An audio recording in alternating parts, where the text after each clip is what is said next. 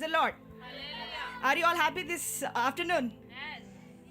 కాల సమయంలో మీరు అందరూ కూడా సంతోషంగా ఉన్నారా అండి? We all are here మనం అందరం కూడా ఇక్కడ to celebrate resurrected Jesus. మనము పునరుద్ధానమైన యేసయ్యని మనం అందరం కూడా సెలబ్రేట్ చేయడానికి ఇక్కడ ఉన్నాము. Not a dead Jesus. చనిపోయిన యేసయ్యని కాదు. I would like to greet you all in the name of Jesus Christ of Nazareth. యేసయ్య నామములో మీకు అందరికీ కూడా నేను శుభాకాంక్షలు తెలియజేస్తున్నాను. I would like to thank the man of God of this house. ఈ యొక్క గృహం యొక్క దైవజనునికి నేను వందనాలు చెల్లిస్తున్నాను. పాస్టర్ సురేష్ సంకటి గారు, పాస్టర్ సురేష్ సంకటి గారికి, and my beloved spiritual father Pastor Shimiraj Sankati, ఇంకా నా ప్రియమైన ఆత్మీయ తండ్రి పాస్టర్ షిమిరాజ్ సంకటి గారికి, and as well Pastor Jeremiah. ఇంకా మన పాస్టర్ జెర్మియా గారికి. So today we going to see the second word. ఈ రోజు మనం ఈ యొక్క రెండవ మాటను మనం ధ్యానిస్తాము. So be attentive and be careful while you listen the word of God. దయచేసి మీరు అందరూ కూడా దేవుని యొక్క వాక్యం వింటుండగా మీరు అందరూ కూడా శ్రద్ధగా వినాలని కోరుకుంటున్నాను. Can someone quickly open the book of Luke 23rd chapter 42 and 43? Jesus answered him, "Truly I tell you, today you will be with me in paradise." We're going to see 5 things from this verse. ఈ యొక్క వాక్యం నుంచి మనం 5 విషయాలను ధ్యానించబోతున్నామండి. There are two thieves. ఇక్కడ రెండు దొంగలు ఉన్నారు. One is from the right and one is from the left. ఒకరు కుడి పార్శ్వంలో ఉన్నారు, ఒకరు ఎడమ పార్శ్వంలో ఉన్నారు. Biblically there is no name mentioned, but they have a religious 2 names. బైబిల్లో చూసినట్లయితే ఏ పేర్లు అది లేవండి, కానీ మతపరితంగా వాళ్ళకి 2 పేర్లు ఉన్నాయి. Yes, and the thief who is from the right side of Jesus, ఎవరైతే యేసయ్యకు కుడి పక్కన ఉన్నారో, while he was on the cross with Jesus, ఆయన యేసయ్యతో పాటు సిలువలో ఉన్నప్పుడు his spiritual eyes opened, ఆయన యొక్క ఆత్మీయ కళ్ళు తెరవబడ్డాయి, and he started requesting Jesus. ఆయన అప్పుడే యేసయ్యను అడగడం మొదలు పెట్టాడు. Lord, remember me. ప్రభువా నన్ను జ్ఞాపకం చేసుకోండి. Remember me. ప్రభువా నన్ను జ్ఞాపకం చేసుకోండి when you go to heaven. మీరు పరలోకంకి వెళ్ళినప్పుడు. And the Bible says, అదే బైబిల్ ఏమని చెప్తున్నదంటే, the version of GND, Bible version of GND, Bible version లో ఒక వర్షన్ లో చూసినట్లయితే, I promise you that నేను ఏమనంటే నేను నీకు వాగ్దానం చేస్తున్నాను, today you will be with me in paradise. ఈ రోజు మీరు నాతో కూడా పరదేశిలో ఉంటారని The చెప్పాడు. word paradise is a Persian word. ఇక్కడ చూసినట్లయితే పరదేశిలో అనేది ఒక పర్షియన్ వర్డ్ అయి ఉంటున్నది. A wall with covered like a garden covered with the walls. ఒక తోట ఏదైతే గోడలతో కప్పబడిందో, which the other meaning is the heaven. దానికి ఇంకొక అర్థం ఏంటంటే పరలోకము. And the person who is in the right side, he did not show the pride in front of Jesus, but he requested Jesus to remember him while he was in heaven. ఎవరైతే కుడి పక్కన ఏదైతే దొంగ ఉన్నారో అండి, ఆయన దేవునికి గర్వం చూపించలేదు, కానీ దేవుణ్ణి తను కోరుకున్నాడు, ప్రభువా మీరు పరలోకంలో ఉన్నప్పుడు పరదేశంలో ఉన్నప్పుడు నన్ను జ్ఞాపకం చేసుకోండి అని. This man is seeing Jesus dying himself, seeing Jesus very helpless. He even could not help himself, even though he recognized that he is a Messiah, he is a king of Jewish. ఈ యొక్క దొంగ యేసయ్యను చూసాడు, ఎలాంటి స్థితిలో ఉన్నాడు, కృంగిపోయిన స్థితిలో. యేసయ్యకు అసలు బలము లేదు, శక్తి లేదు శరీరంలో. ఆ యొక్క స్థితిలో చూసినా కూడా ఆయన గుర్తుపట్టాడు యేసయ్యనే మెస్సయ్య అని. What made him? అది తను గుర్తుపట్టగలిగాడండి. This is the humble heart. అది ఒక తగ్గింపు కలిగిన హృదయము. This humble heart made Jesus, ఈ యొక్క తగ్గింపు కలిగిన హృదయము యేసయ్యను accept the request, ఆ యొక్క కోరికను, ఆ యొక్క విన్నపంను తను తీసుకోవడానికి and instant salvation comes to his life. అప్పటిదప్పుడే తను రక్షణ పొందుకుంటాడు తన This జీవితంలో. verse clearly talks about the salvation. ఈ యొక్క వాక్యము స్పష్టంగా మన రక్షణ గురించి మాట్లాడుతుందండి. Yes, and the second thing, రెండోది ఏంటంటే the opportunity.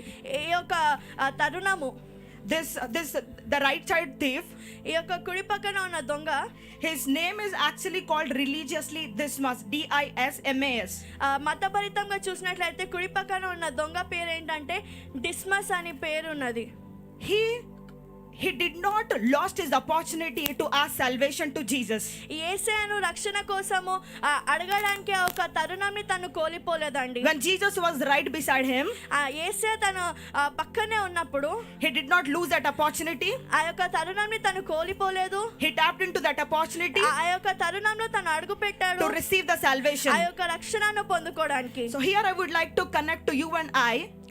మీకు నేను సంబంధించి We are మాట్లాడాలనుకుంటున్నాను. standing at the position of that thief. మనం ఆ యొక్క దొంగ ఉన్న స్థాయిలో మనం నిల్చుంటున్నాము. Even after receiving the salvation, మనం ఆ యొక్క రక్షణ పొందుకున్నా గానీ if we fail to be faithful till he comes second time, మనము ఆయన రెండోసారి వచ్చే వరకు మనము నమ్మకంగా ఉంటున్నామా? we will lose the opportunity to be in heaven with him.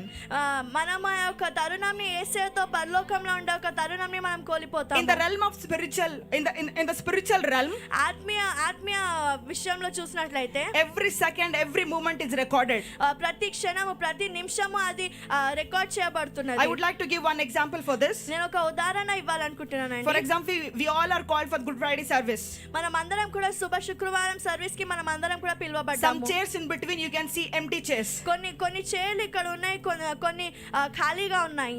Everyone are invited for this service. ప్రతి ఒక్కరు కూడా ఒక సర్వీస్ కి ఆహ్వానించబడ్డారు. Some people could not tap into this opportunity. They failed to tap to this opportunity. కానీ కొంతమంది ఒక తరుణంని ఉపయోగించుకోలేకపోయారు. ఈ This యొక్క moment- తరుణంని కోల్పోయారు. This moment, ఈ క్షణము this sermon, ఈ యొక్క బోధ in the realm of spiritual area, ఆత్మీయ విషయాలు the చూసినట్లయితే picture is already taken. ఆ యొక్క పిక్చర్ ఒక photo The తీయబడింది. attendance is already taken. Attendance కూడా తీసుకోబడింది. Do not miss each and any of the single services.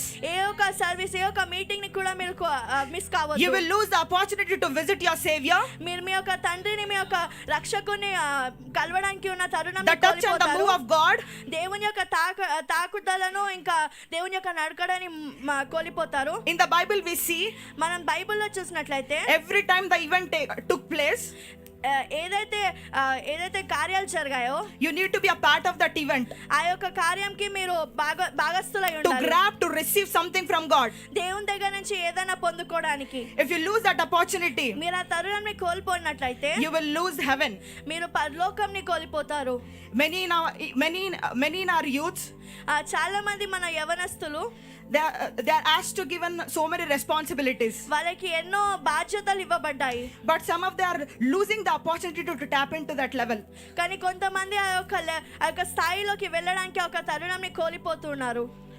So do not miss that opportunity. ఆ యొక్క తరుణంని మీరు వృధాగా పోనివ్వకండి. Your attitude has to be like మీ యొక్క స్వభావం ఎలా ఉండాలంటే this right side thief ఈ యొక్క కుడి పక్కన ఉన్న దొంగ వలె who always ready to tap to that opportunity.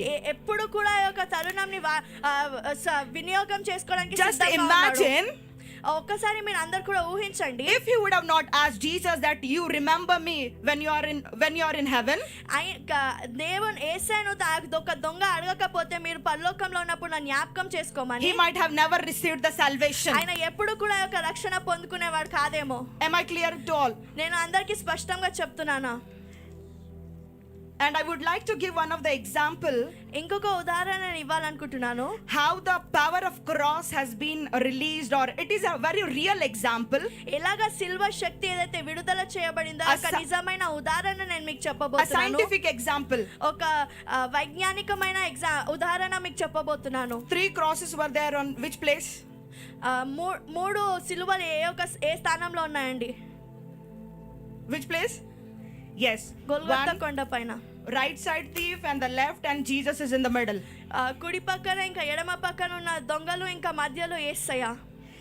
After many years, చాలా సంవత్సరాల తర్వాత there was a scientific research being made. ఒక వైజ్ఞానికమైన రీసెర్చ్ జరిగిందండి. When these 3 crosses were mixed together, people were not able to identify which cross was being hanged Jesus.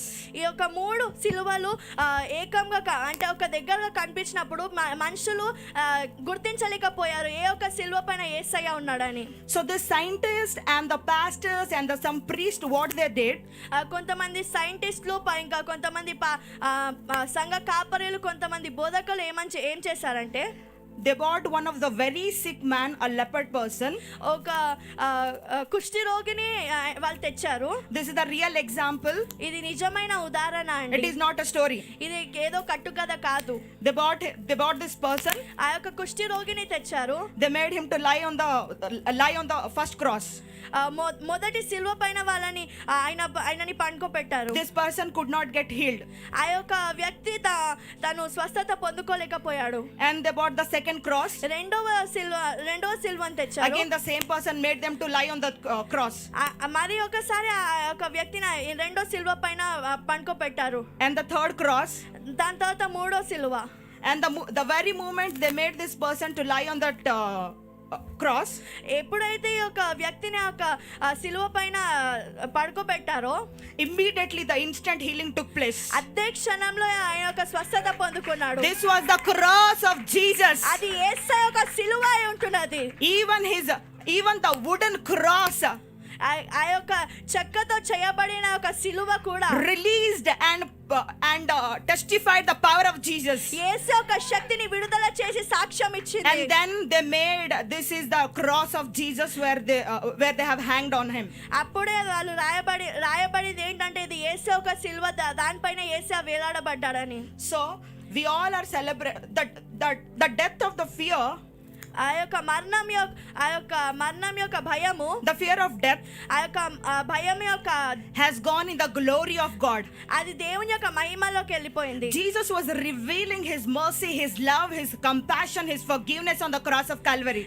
ఆ యొక్క Calvary యొక్క సిలువ పైన దేవుని తన యొక్క ప్రేమను విడుదల చేశాడు. Yes, and the third thing is that మూడవది ఏంటంటే, first thing was the request, మొదటిది అదొక విన్నపము, second thing was the opportunity, రెండవది ఏంటంటే అదొక తరుణము, third thing is the salvation. మూడవది రక్షణ.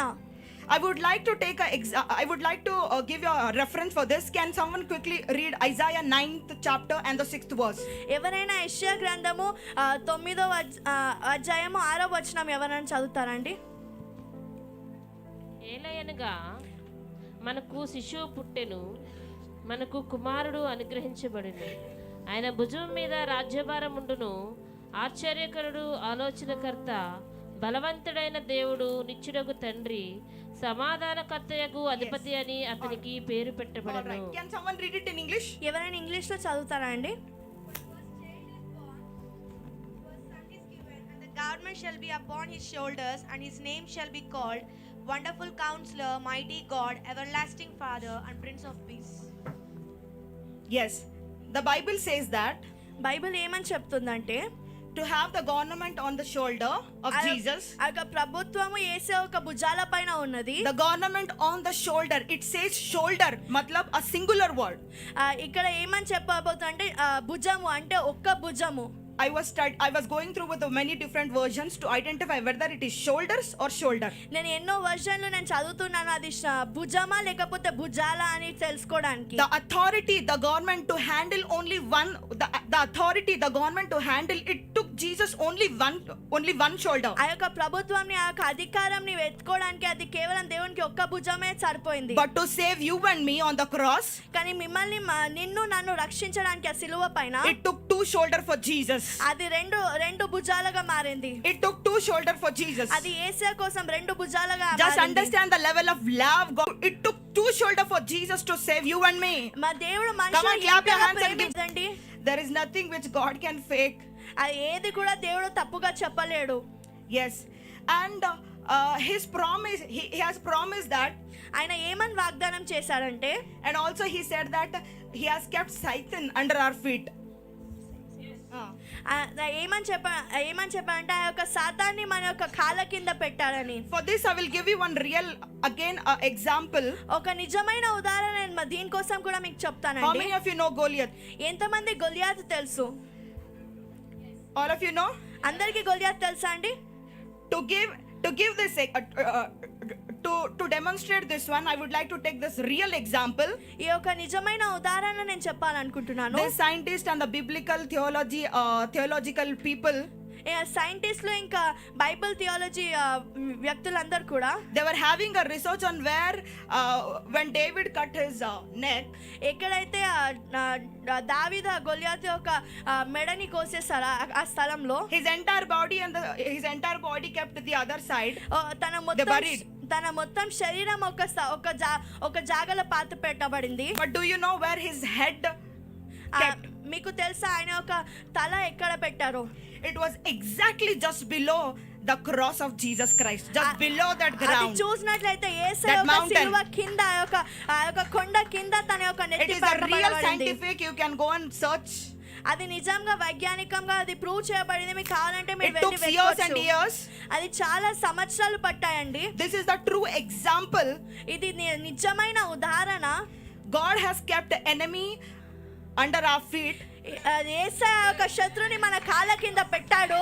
That's why the Bible says అందుకే బైబిల్ చెప్తున్నది we are victorious in Christ మనం Jesus. యేసయ్యలో జయవంతులమై ఉన్నామని. No enemy cannot triumph over us. ఏ ఒక్క శత్రువు కూడా మన పైన Christ lives inside of me, the hope of glory. యేసయ్య నా లోపల ఉన్న నిరీక్షణ. All things work for those who believe and trust in His word. ఎవరైతే యేసయ్యను నమ్ముతారో ప్రతి ఒక్కటి కూడా సాధ్యమే.